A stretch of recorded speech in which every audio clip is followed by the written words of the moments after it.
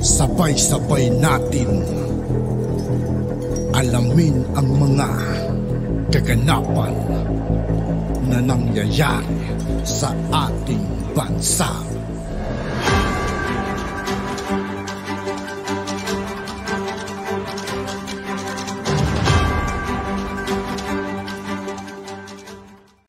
Yo, what's up mga kaibigan? This is I2K po again. Ngayon nandito ulit tayo sa channel ni Banat Kapanig TV. Dito naman ulit tayo magbibigay ng komento at reaksyon. Pero bago ang lahat ng yan mga kaibigan, sa lahat ng hindi pa nakasubscribe kay Banat Kapanig TV, mag-subscribe na po tayo at huwag nyo rin pong kalimutan mag-subscribe dito sa aking channel. Simulan na natin mga kaibigan, let's go! Again, going back to my first question, pakilinaw, sino ang nag-screen sa mga private vehicles na pumapasok sa restricted areas ng ating mga airport? Thank you for your question, Mr. Senator.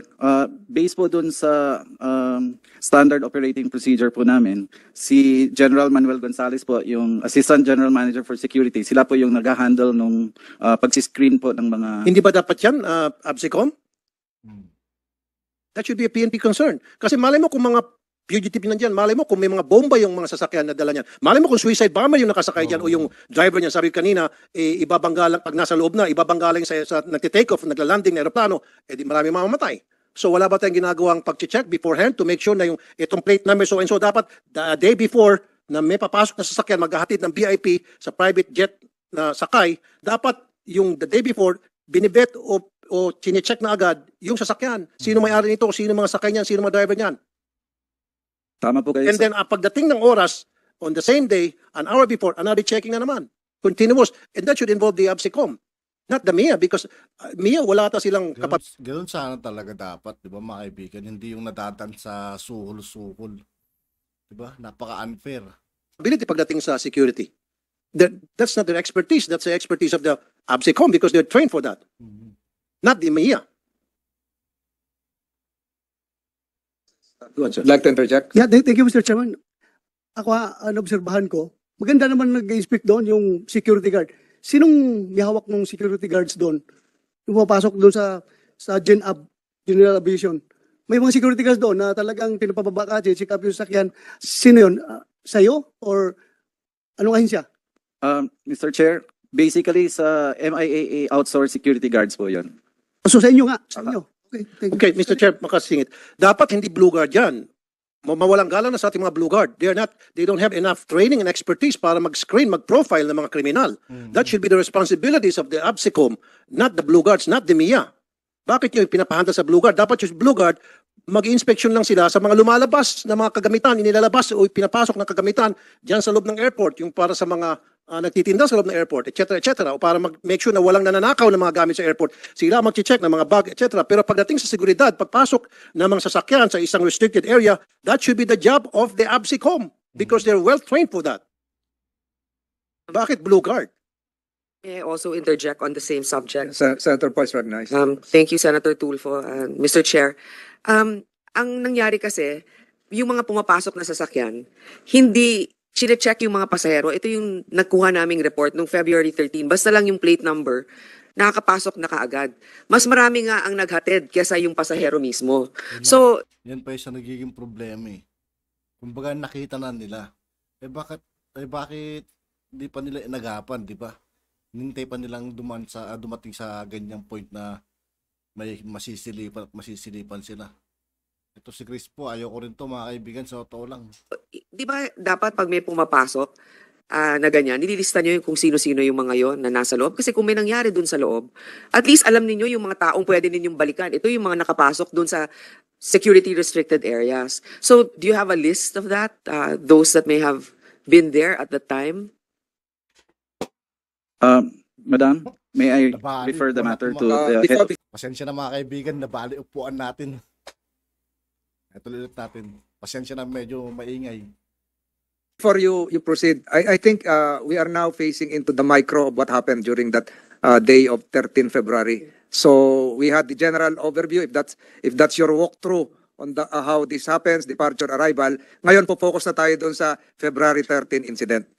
maliwanag na yung, may istorya na kami nung kung paano pumapasok, although hindi ko pa natanong ilan ba yung gate na pwedeng pasukan, aside from Delta Gate, o yung mga gilid-gilid nung Royal, marami pa yun eh. Ang dami mga butas doon na pinapasukan na hindi naman lahat gwardyado yun ng ating kapulisan. So, mag-micro na tayo, doon na tayo sa February 13 incident. So, ang tanong ni Senator po, noong February 13, sino yung nakabantay, ano yung mga nangyari? Siguro tuloy mo na yun, Mr. Chong. Thank you, Mr. Chair. Based po doon sa initial investigation po na ginawa ng aming team sa MIAA, may mga pagkukulang po na nangyari. The first one is, ang chinek lang po nila is yung driver. Hindi ho yung pasahero o yung mga sakay doon sa mga sasakyan. Chinek ba yung plate number? Yun po, isa pang lapse din po. You did not even check the plate number of the car that entered the airport? Yung bang sinasabi kanina, Senator Estrada, dapat a day before na may papasok na gano'ng sakyan, chinecheck nyo na agad yung plate number, you run through the system kung ito ba'y sino may-ari ng sakyan na ito, kung ito ba'y Dapat talaga palitan na yung code na yan eh. Yung naiya na yan, dapat gawing biya na lang eh. Tapos dapat mga bagong tao na lang yung ilagay nila dyan, tanggalin na nila yung mga dating tauhan nila para kahit paano madalas sila. Sakaling mabago yung malinis or malinis yung kalakaran sa naiya mga kaibigan. matinong tao? Hindi. Sorry, Is that Senator how Jinggoy. stupid you are? Mr. Chair, based doon po sa information, chinek naman po nila based doon sa approved na list of vehicles that are going inside na iya. Pero dapat a day before, di ba, ininforma naman kayo na may papasok na VIP Poncio Pilato, may dalang ganitong plate number. The day before, nirun through your system sa PNP to make sure na itong mayroong sakyan ay walang record. Di ba? Hindi yung right there and then saka kayo magagawa ng checking sa plate number. E paano ko yung plate number na yun nakaw pala? At yung mga sakay puro mga hoodlums. Mr. Chair, Dapat one day before, meron na kayong ginagawang checking. tama po kayo, Sa lahat sir. ng papasok vehicles. Tama. Tama And then po, sir. lastly, would you recommend in this committee na sana magkaroon ng processing center para sa lahat ng VIP passengers sa mga private planes tulad ng nangyari sa mga regular passengers? Meron isang processing center dadaan sa butas ng karayom tulad ng nangyari sa amin.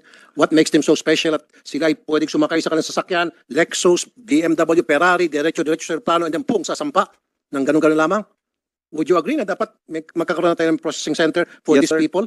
Mr. Chair, tama po kayo, sir. Ang recommendation po namin after this incident is for us to have a one-stop shop processing center po.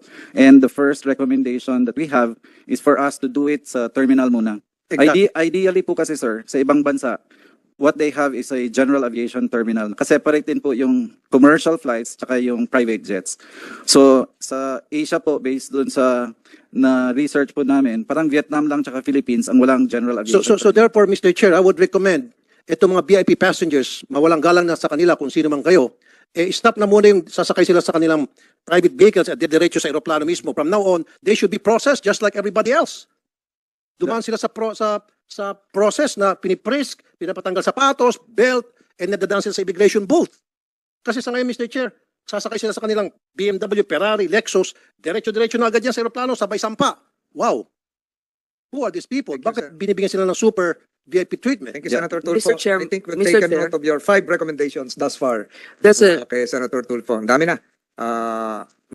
Dito natin maalaman mga kaibigan kung ano yung nabibili na talaga yung mga kalakaran sa loob ng naiya. Kumbaga nadadaan na sa sukol mga kaibigan. Hindi na yung pag may pera ka, hindi ka na kailangan kapkapan, ganun. Diretso ka na lang. Senator Grace po. Yeah, Mr. Chair, just quickly. Yeah, I agree with the recommendation of Senator Tulfo to have a separate general aviation security check.